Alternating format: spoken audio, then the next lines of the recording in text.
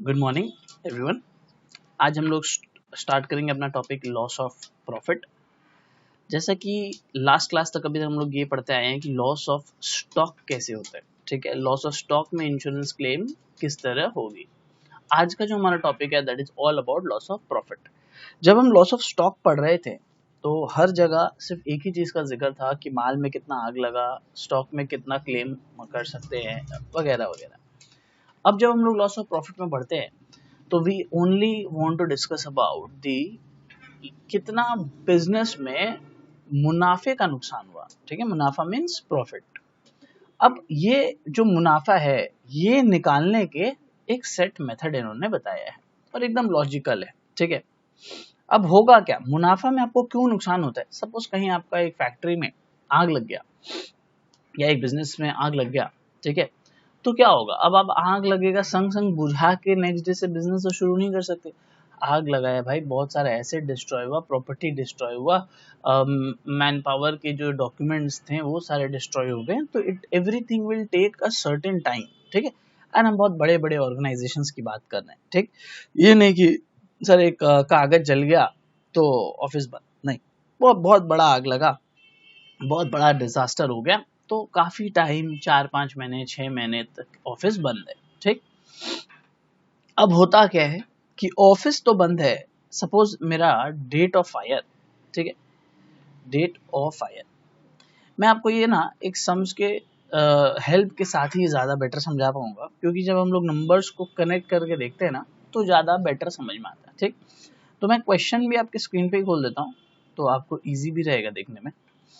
Question मैं यहाँ screen पे खोल देता हूँ, ये देखिए।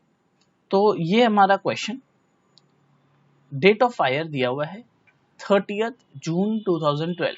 क्या बोला है, the from the following particulars prepare a claim for loss of profit under the consequential loss policy. मतलब कॉन्सिक्वेंशियल मतलब आग लगने के बाद। ओके, तो इसमें काफी सारा डेटा दिया हुआ है। ठीक है, इस डेटा को अगर आपने अरेंज कर लिया तो आपका काम बन जाएगा। ठीक, कैसे अरेंज करना है समझेंगे एक एक करके। सबसे पहले तो आग लगी कब, डेट ऑफ फायर हुआ कब, 30 जून 2012। तो हम लोग क्या करेंगे, अपने नोट्स में आके अपने जो सोल्यूशन में आके लिख लेंगे डेट ऑफ फायर 30th जून 2012। ठीक है, अब सोचो आग लगा, उसके बाद का जो पीरियड था क्या धंधा सही से हो पाया होगा। बाय द उसके बाद वाला पीरियड से मतलब क्या, मेरा 30 जून के नेक्स्ट डे यानी 1 जुलाई 2012 यहाँ से लेके क्या मेरा बिजनेस सही से ऑपरेट कर पाया होगा फुल कैपेसिटी पे। नो सर, नेवर, पॉसिबल ही नहीं है, क्योंकि संग संग अब पूरा बिजनेस कैसे ठीक हो जाएगा। तो क्वेश्चन में तुमको बता देगा कि ये जो इंडेमनिटी पीरियड कितने महीने का था। ना what do you mean by the indemnity period sir. Sir indemnity period का मतलब होता है, इंडेमनिटी पीरियड जब जो पीरियड आपके डिजास्टर या कोई भी कारण से आप बिजनेस को नॉर्मली जैसे पहले ऑपरेट करते थे 30 जून के पहले तक उस तरह ऑपरेट नहीं कर पा रहे हो। ठीक है, उस पीरियड को हम कहते हैं इंडेमनिटी पीरियड। क्लियर मेरी बात? ओके, कब तक चला इंडेमनिटी पीरियड, आइए देखते हैं। Sir indemnity period of indemnity यहाँ लिखा हुआ है 6 मंथ्स। ठीक है, तो मैं इन दोनों डेटा को हटा देता हूँ, यहाँ तक अपना काम हो गया। 6 मंथ्स का मतलब क्या होता है, जुलाई, अगस्त, सितंबर, अक्टूबर, नवंबर, दिसंबर। तो यानी 31 दिसंबर 2012 ये पूरा जो 6 महीने का पीरियड था, 6 months, this was our indemnity period. ठीक, इस पीरियड में होता क्या है कि जो हम लोग का सेल्स है ना बिजनेस का वो कम रहेगा। ऑब्वियस बात है सर, पहले आप फुल कैपेसिटी पे माल बेच रहे थे, कोई टेंशन नहीं। आज आपका कैपेसिटी आधा हो गया या कम हो गया, जितना भी हो गया, जो होगा वो क्वेश्चन में बता देगा कितना कम हुआ है। तो ऑब्वियस बात है हम लोग का क्या होगा सर, हम लोग का सेल्स कंपैरेटिवली कम होगा। जब मैं वर्ड यूज करता हूं कंपैरेटिवली कम होगा, इसका मतलब आप क्या चीज से कंपेयर करोगे। अगर मैं आपको ये दो ऑप्शन दूं कि आप पूरे साल का प्रीवियस ईयर सेल से कंपेयर करोगे, अच्छा कंपेयर तो प्रीवियस ईयर से ही करेंगे बिकॉज इस ईयर में तो जो है आग लग गया, तो हम अगर प्रीवियस ईयर से कंपेयर करेंगे तो अगर मैं आपको दो ऑप्शन दे दूं कि क्या आप प्रीवियस ईयर के पूरे साल का सेल से कंपेयर करोगे, मतलब from the beginning of the year till the year and, क्या आप उस सेल से इस 6 महीने के सेल्स को कंपेयर करोगे? आप बोलोगे नहीं सर, ये तो गधापंती हो जाएगा। क्या आप कोई और बीच के period, suppose April to June versus ये 6 महीना कंपेयर करोगे? नहीं सर, बिकॉज अगर सर सीजनल बिजनेस हुआ तो सपोज कोई आइसक्रीम का बिजनेस है, उसका वो 6 महीना में ही मेजर सेल है, पहले सेल होता ही नहीं था, बाकी सीजन में उतना सेल नहीं होता, तो क्या करोगे? फंस जाओगे। इसीलिए ये लोग एकदम सिंपल सा लॉजिकल टेक्निक बनाए कि आप क्या करोगे ना, इसी पीरियड का कॉरेस्पॉन्डिंग ईयर, कॉरेस्पॉन्डिंग मतलब जस्ट इसके पिछले वाला सेम ईयर, सो इस पीरियड का कॉरेस्पॉन्डिंग ईयर, कॉरेस्पॉन्डिंग ईयर, ठीक है, इसी पीरियड का, ठीक है। सो कॉरेस्पॉन्डिंग पीरियड क्या होगा इसका, अगर हम लोग बात करें तो आग लगा सर 30 जून को, तो ये एक साथ 12 है, तो प्रीवियस ईयर जाएंगे तो 11 हो जाएगा, और ये कितना हो जाएगा सर? 31 दिसंबर 2011। यहाँ पे अगर मैं कॉरेस्पॉन्डिंग ईयर को काट के पीरियड लिख दूं तो वो कैसा रहेगा? और बढ़िया रहेगा, राइट? पीरियड। तो सिचुएशन क्या हो रहा है, देखा, समझ जाए, मतलब मेरे को कौन सा सेल चाहिए? अरे सम, मैं इतना डिटेल में क्यों जा रहा हूँ, देखो सम में बहुत सारा डेटा है, ऐसे टर्नओवर टर्नओवर टर्नओवर, कंफ्यूज हो जाओगे आप पूरा, ठीक है। आपको क्या करना है, अपना माइंड में क्लैरिटी चाहिए कौन सा डेटा कहाँ यूज करना है, तो आपको क्या करना है, चुपचाप ऐसे एक डायग्राम बना लेना है, कोई भी सम आए एग्जाम में, तो इससे क्या होगा, आपकी भी क्लैरिटी रहेगी, आपको समझ में आएगा कि आप क्या कर रहे हो। तो अच्छा, ऐसे थोड़ी देर बाद अपने को ऐसे भी समझ में आने लगेगा, ठीक है। तो सिचुएशन क्या हुआ, इंडेमनिटी पीरियड जब से आग लगा उसके बाद वाला से दिन तक कितना महीना तक है वो आप डिसाइड कर लोगे, और उसके कॉरेस्पॉन्डिंग पीरियड आप अपने खुद से ही लिख लोगे, पिछले साल का सेम 6 महीने का, ठीक।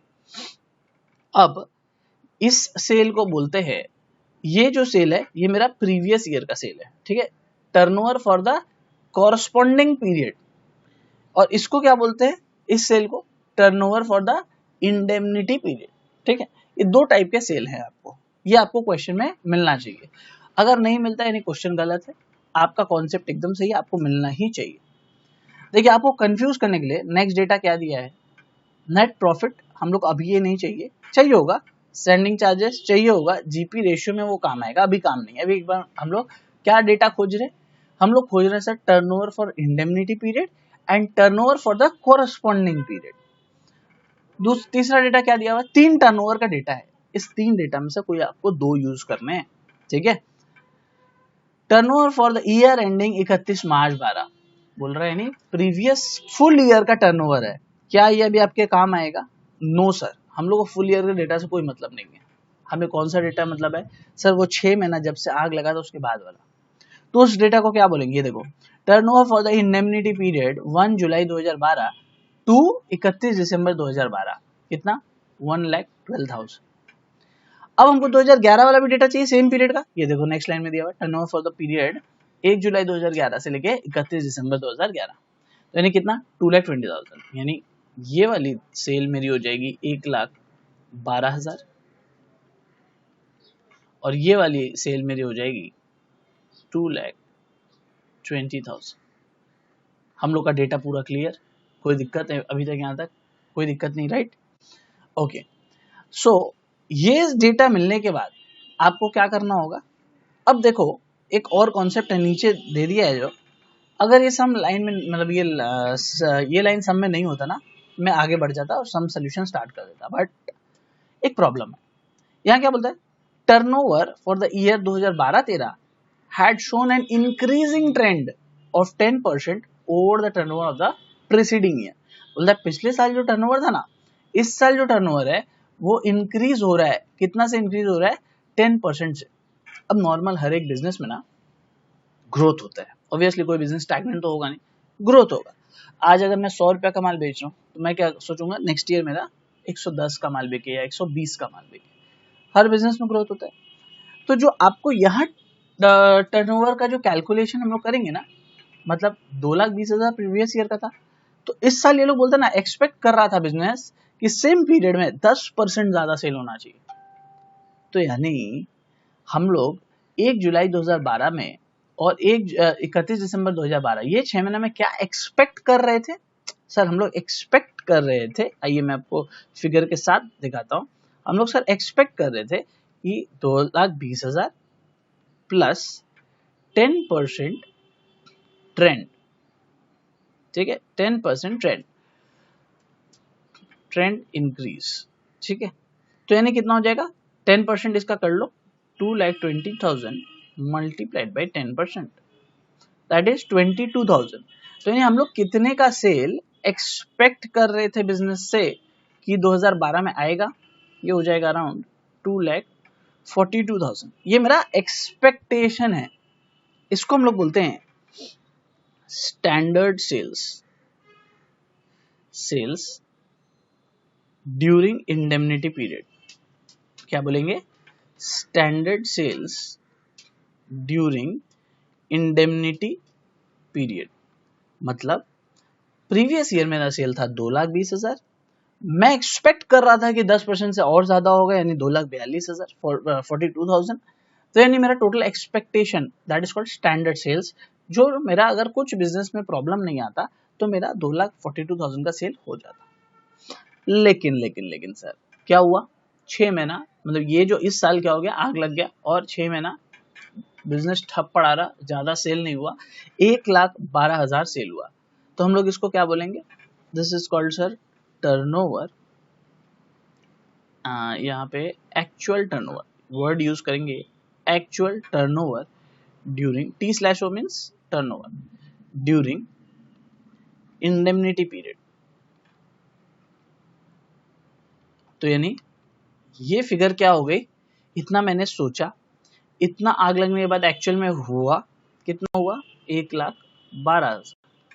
तो यानी कितना नहीं हुआ सर, जो डिफरेंशियल अमाउंट है वही नहीं हुआ, एंड उस डिफरेंशियल अमाउंट को हम लोग बोलते हैं शॉर्ट सेल्स। क्या बोलते हैं इसको, इस डिफरेंशियल अमाउंट को हम लोग बोलते हैं शॉर्ट सेल्स, ठीक है, इजी, ओके। चलो इस शॉर्ट सेल्स को कितना हमारा कम सेल हुआ, ये हो जाएगा सर 1,30,000, ठीक है। तो हमारा कितना कम सेल हुआ है, बस 1,30,000 हमने कम माल बेचा है। अब सोचो, अच्छा यहाँ पे भी हम लोग फिगर ये लिखे नहीं ना, ये क्या है, ये है टर्नओवर ड्यूरिंग 1 जुलाई 2011 टू 31 दिसंबर 2011, ठीक है, ओके। सो ये जो 1,30,000 कम माल बिका, इससे क्या हुआ होगा सर, इससे ये हुआ होगा कि हमारा इतना सेल्स के ऊपर प्रॉफिट कम हुआ हो। एंड प्रॉफिट के लिए कौन सा रेशियो चाहिए होता है बॉस, प्रॉफिट के लिए सर चाहिए होता है हमें जीपी रेशियो, ठीक है। क्या चाहिए होता है, जीपी रेशियो। यहाँ पे हम लोग जीपी रेशियो, अच्छा इसको हम लोग बोल देते हैं working note 1, calculation of short sales. Profit के लिए हमें क्या चाहिए होता है, जीपी रेशियो। तब हम लोग लिखेंगे कैलकुलेशन ऑफ, कॉपी कर लेना बाद में, मैं टाइम दूंगा, कैलकुलेशन ऑफ रेट ऑफ, तुम बोलोगे ग्रॉस प्रॉफिट, हम लोग बोलेंगे इस चैप्टर में इंश्योर्ड ग्रॉस प्रॉफिट, ठीक है। क्या होता है इंश्योर्ड ग्रॉस प्रॉफिट, मैं बताता हूं, आइए देखते हैं क्वेश्चन में, what is insured gross profit. सब क्वेश्चन में दिया होता है, देखो यहाँ पे क्या लिखा हुआ है, नॉर्मल जीपी रेशियो का फॉर्मूला क्या है sir, GP by sales into 100। अच्छा करंट ईयर का जीपी तो मिलेगा नहीं, प्रीवियस ईयर का ही ग्रॉस प्रॉफिट, करंट ईयर में तो कुछ धंधा ही नहीं हुआ ना खास, तो नॉर्मल धंधा जो हुआ वो कब हुआ, प्रीवियस ईयर में। तो हमें जीपी रेशियो वगैरह सब कुछ प्रीवियस ईयर के डेटा से निकालना पड़ेगा। तो देखो यहाँ पे दिया हुआ है net profit for the year ending, कितना दिया हुआ है, ये बेसिकली नेट प्रॉफिट बोलने का मतलब है कि टोटल मेरा प्रॉफिट इतना आया, ठीक है। ये है जीपी का ही, ये वर्ड गलत यूज किया है बट ठीक है जो भी है, इसी को फाइनल प्रॉफिट वो लोग मान रहे हैं, इसके बाद और कोई खर्चा नहीं, सब कुछ यही है, ठीक। तो net profit for the year and accounting year 31 मार्च 2012, मतलब जस्ट इसके प्रीवियस ईयर वाला, कितना 25,000। नॉर्मल फॉर्मूला क्या होता है, GP this 25,000 divided by previous year का टर्नओवर लेते हैं हम लोग, तो turnover for the year ending March कितना है, 4,10,000, तो GP by sale into 100। Insurance वाले चैप्टर में होता क्या है कि एक वर्ड आपको देता है स्टैंडिंग चार्जेस। स्टैंडिंग चार्जेस मतलब क्या, स्टैंडिंग चार्जेस मतलब कि इतना खर्चा हम लोग का लगता ही लगता है, और ये पूरा इंश्योर्ड है। देखो सम में कुछ मेंशन नहीं, मतलब ये पूरा इंश्योर्ड है, ये जो खर्चे है ये पूरा इंश्योर्ड है, ठीक है। मतलब इंश्योरेंस कंपनी आपको in the event of any disaster ये पैसे आपको दे देगी, ठीक। तो अब मेरा टोटल ग्रॉस प्रॉफिट कितना हो जाएगा, सिर्फ मेरा 25,000 नहीं रहेगा, 25,000 plus 57,000, total gross profit will be how much, 57 plus 25 जो भी ऐड करके फिगर आएगा, that will be your GP ratio, कि इतना जीपी आपको आता, ठीक है। तो कितना आता देखते हैं।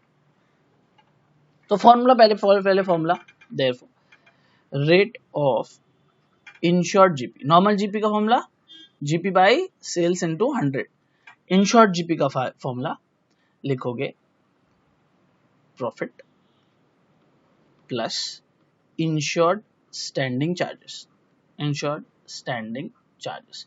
मैंने प्रॉफिट क्यों लिखा, क्योंकि आपको एग्जाम में कंफ्यूजन ना हो, अगर वो एग्जाम में नेट प्रॉफिट भी वर्ड यूज करता है तो आपको वो वर्ड यहाँ पे प्रॉफिट यूज करना, ठीक है। Divided by turnover for financial year, okay easy. चलिए हम लोग फिगर पुट कर देते हैं इसमें। प्रॉफिट था मेरा 25,000, insured standing charges was 57,000 and the total turnover was 4,10,000 multiplied by 100। चलिए कैलकुलेट करके दीजिए how much is your GP ratio. आप लोग भी कैलकुलेट करिए, मैं भी करता हूं।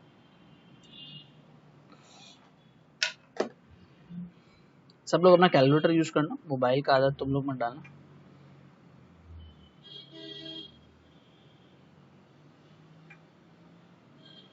My rate of insured GP comes to 20%।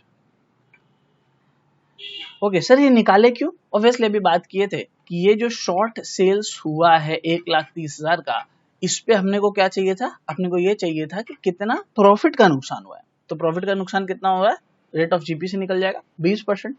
तो यानी मेरा लॉस ऑफ प्रॉफिट कितना आएगा बॉस?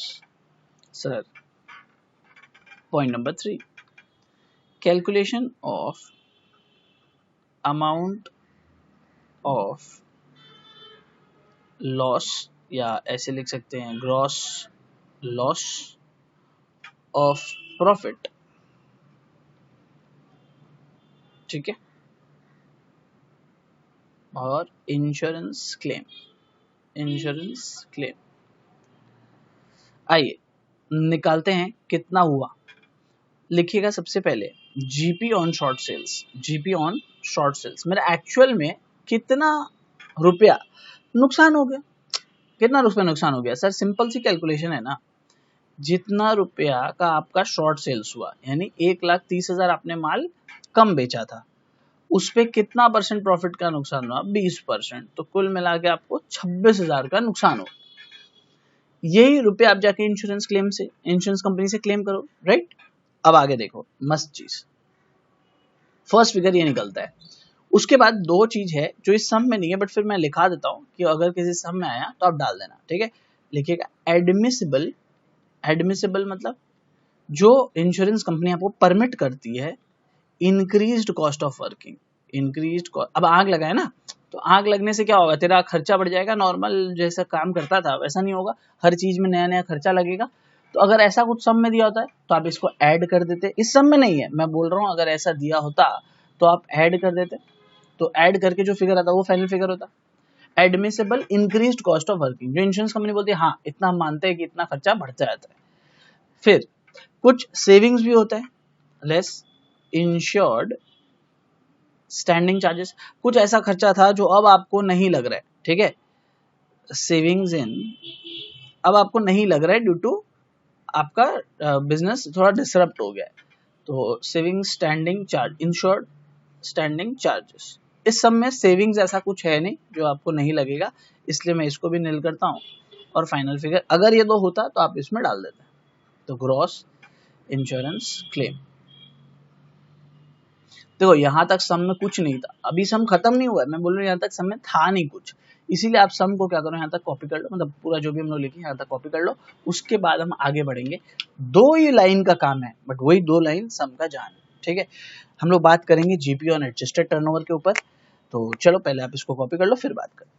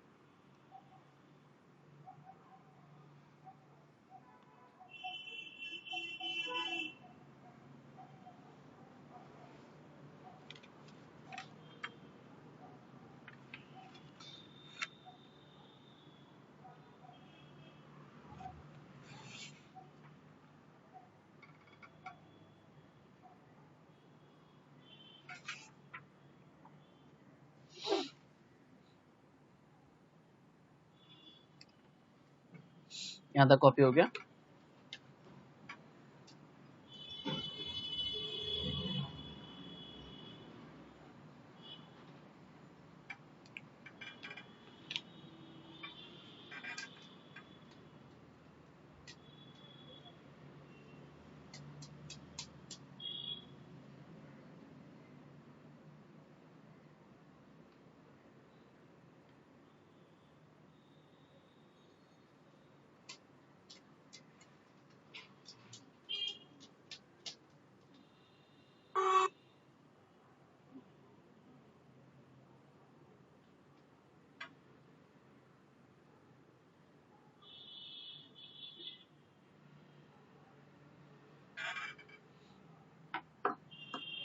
चलिए इसको भी कॉपी कर लीजिए एंड फाइनल ये पोर्शन कॉपी करने के बाद आ जाइएगा नेक्स्ट पोर्शन। अभी देखो होता क्या है कि 26,000 रुपए अपने को इंश्योरेंस कंपनी से क्लेम करना है, ठीक है, बट हम लोग को ये पहले पता करना होगा क्या इतना क्लेम करने के लिए हम केपेबल हैं, क्या हमने इतना का इंश्योरेंस कराया था। ये यस और नो ये इंश्योरेंस कंपनी पहले चेक करेगी और उसके बाद ही आपको क्लेम देगी। आप बोलोगे सर सम इंश्योर्ड तो 80,000 लिखा ही हुआ है फर्स्ट पॉइंट पे, तो सम इंश्योर्ड जो 80,000 है और मेरा क्लेम तो सिर्फ मात्र 26,000 है, तो क्या सर पूरा पैसा नहीं मिलना चाहिए? बिल्कुल नहीं। सम इंश्योर्ड जो 80,000 है ना, ये पूरा एनुअल एडजस्टेड टर्नओवर के ऊपर होता है। क्या चीज के ऊपर? सम एश्योर्ड जो होता है वो किसके ऊपर होता है? Sum assured is on GP on annual adjusted turnover. Annual adjusted turnover. इसको निकालना पड़ेगा to check whether you are fully insured और अंडर इंश्योर्ड। क्या? Whether you are fully insured और अंडर इंश्योर्ड, ठीक है। अगर ये वर्ड जो मैंने लिखा है GP on annual adjusted turnover, if मैं जो लिख रहा हूं ध्यान से देखना, if this figure GP on annual adjusted turnover, if this figure is less than or equal to sum assured, then fully insured claim equals to 26,000।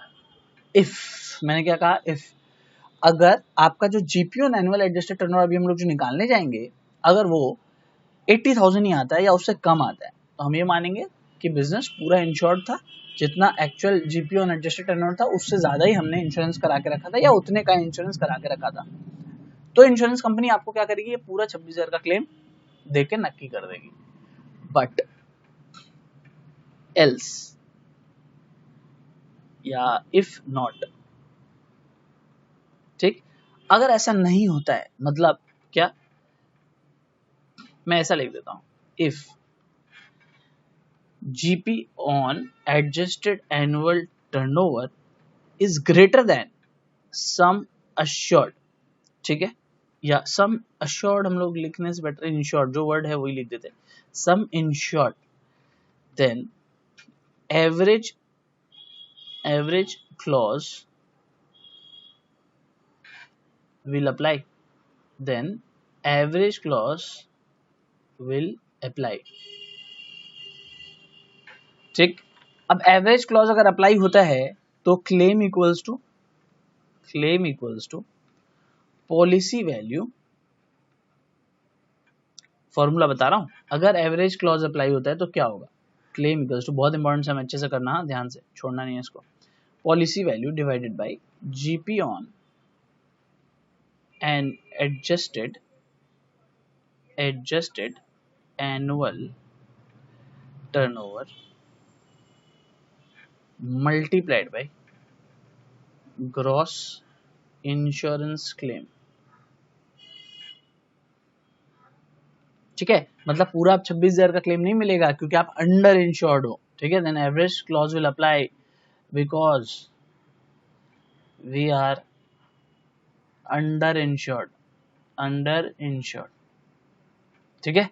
Average clause apply and average clause में claim as per average clause, ठीक है। Average clause का formula क्या है, policy value, जितने का आपने total का पॉलिसी वैल्यू था, पॉलिसी वैल्यू का मतलब क्या हो गया सर, टोटल पॉलिसी वैल्यू, जितने का पॉलिसी था, मतलब जो भी हम लोग पॉलिसी कराए थे, कितने का, 80,000, जो सम इंश्योर्ड है that is the policy value, that is also called the policy value. तो पॉलिसी वैल्यू कितने का था, 80,000। ये किसके ऊपर था, ये जो पॉलिसी वैल्यू है ये सम इंश्योर्ड, इसी को तो बोलते हैं ना पॉलिसी वैल्यू, ठीक है। ये जो पॉलिसी वैल्यू ये किसके ऊपर था, is on GP on annual adjusted turnover. तो ये देखिए मैंने डिवाइड किया, is on GP on annual adjusted turnover, ठीक है। तो हम लोग को कितना क्लेम चाहिए, हम लोग को 26,000 का रेशियो में, प्रोपोर्शन में देखना है कि कितना एक्चुअल में हम लोग को क्लेम मिल पाएगा। 26,000 पूरा तो नहीं मिल पाएगा, समथिंग लेस मिलेगा, ठीक है। तो हम लोग उसको कैलकुलेट कर लेंगे। पहले आप इस पोर्शन को कॉपी करिए, फिर हम लोग सम्स को आगे जो कंप्लीट करना है कर लेंगे। सम्स ऑलमोस्ट खत्म हो गया, बस आप ये कॉपी कर लो।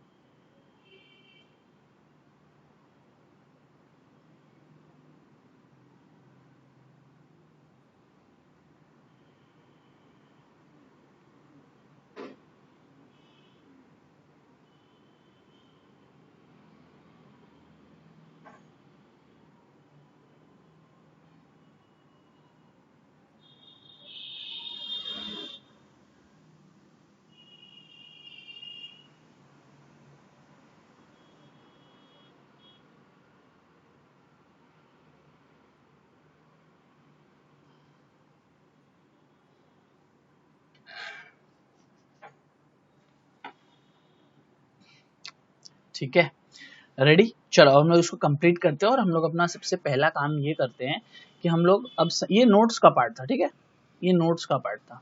तो हम लोग क्या करेंगे, अपने 4th वर्किंग नोट को बनाते हैं। ये अपने 3 तक बना लिए थे, इधर 3 तक बना था, अब अपने 4th बनाते हैं। सम्स को मिनिमम 2 से 3 बार रिवाइज कर लेना, तब जाके ग्रिप बनेगा। 4 GP on adjusted GP on adjusted annual turnover,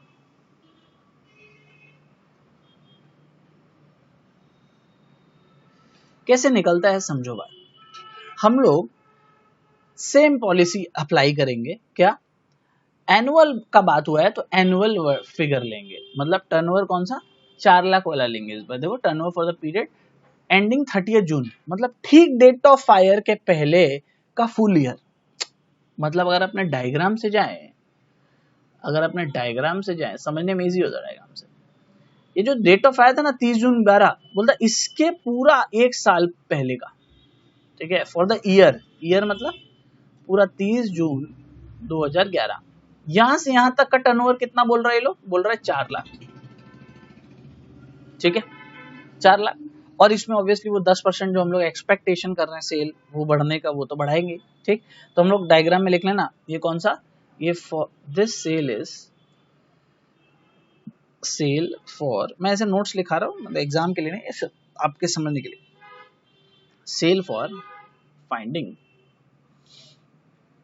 GP on adjusted annual turnover, ठीक है।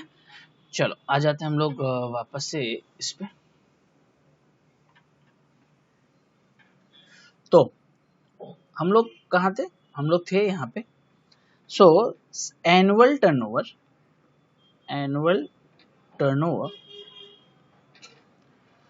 30 जून 2011 टू 30 जून 2012, ठीक है। आप 1 जुलाई 2011 से 12 भी लिख सकते हो, मतलब एक दिन का फर्क है, वो ठीक है। कितना आएगा boss? 4 lakh. Add trend increase 10%, मतलब सेल्स जो बढ़ा ड्यू टू एक्सपेक्टेशन कि बिजनेस ग्रो करेगा, दैट इज 40,000।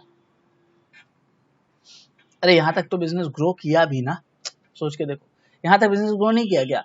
एकदम किया बिल्कुल सर, क्योंकि आंक तो 30 जून से लगा है, मतलब 1 जुलाई से इस बिजनेस में इफेक्ट आया होगा, यहां तक तो बिजनेस ग्रो किया ही। तो यानी आपने इंश्योरेंस पूरा कितना के लिए कराया था?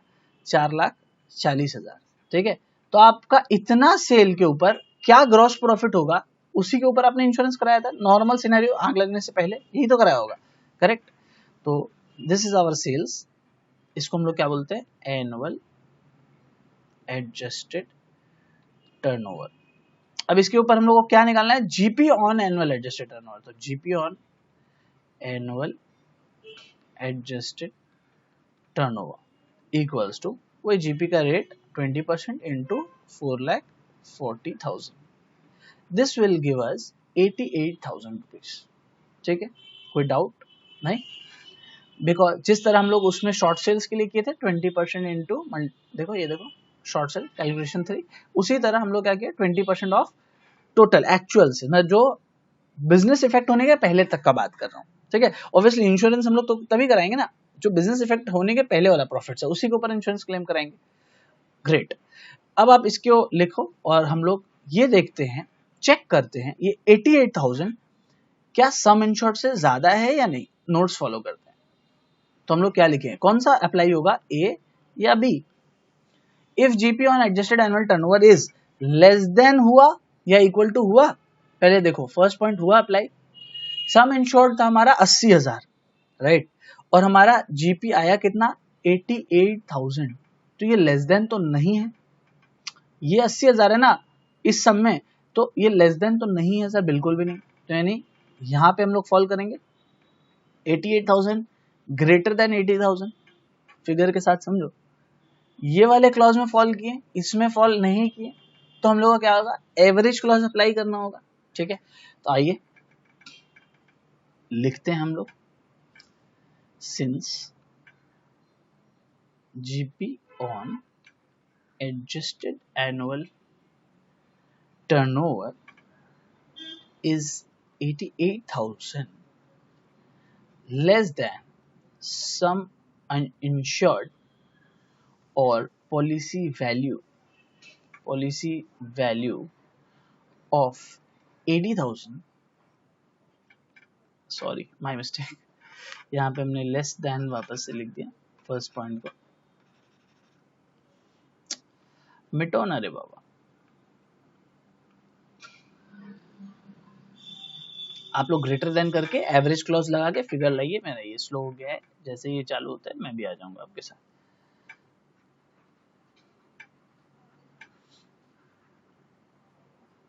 चलो खुद से निकालो एटलीस्ट क्लेम का अमाउंट एक्चुअल में कितना होना चाहिए, तब तक मैं भी आ जाता हूँ आपके साथ।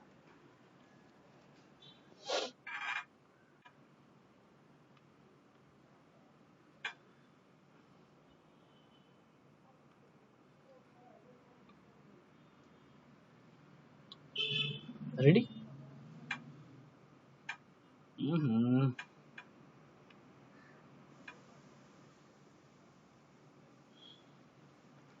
चलिए, therefore claim equals to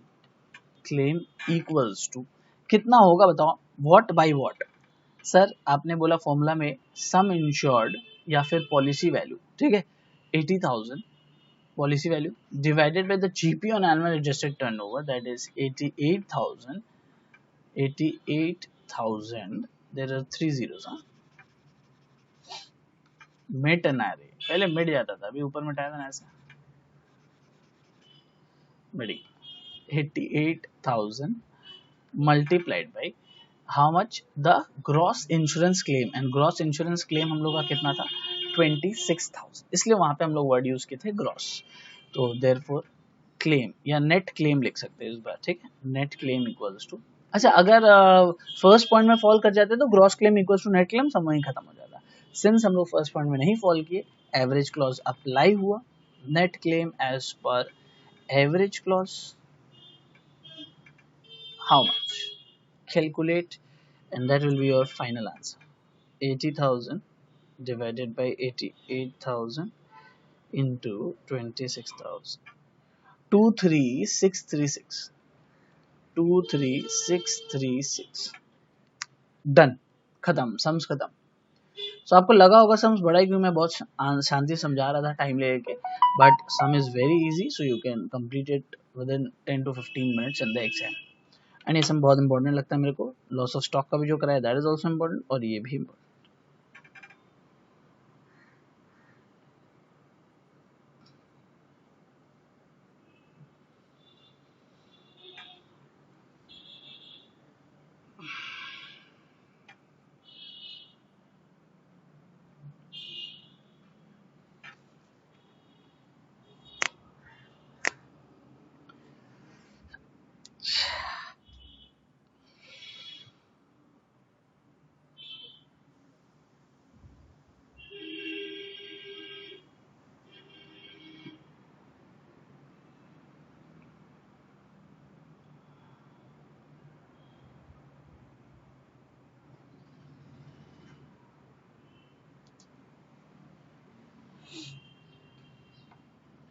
are we done? चलिए, तो अच्छे से सबको प्रैक्टिस करिएगा, ये सारा सम्स बहुत इंपॉर्टेंट है एग्जाम में, और आप आएगा भी, चाहिए चाहे लॉस ऑफ स्टॉक, तो उनमें से एग्जाम आएगा, और इजी 10 मार्क्स आपको स्कोर करने मिलेगा। सबको, अपने फ्रेंड्स को भी गाइड कर दीजिएगा, जिनको याद नहीं होगा या डर से इस चैप्टर को नहीं करते, उनको भी जरूर से करवाइए, and definitely you will score very well in exams. All the best, take care and bye bye.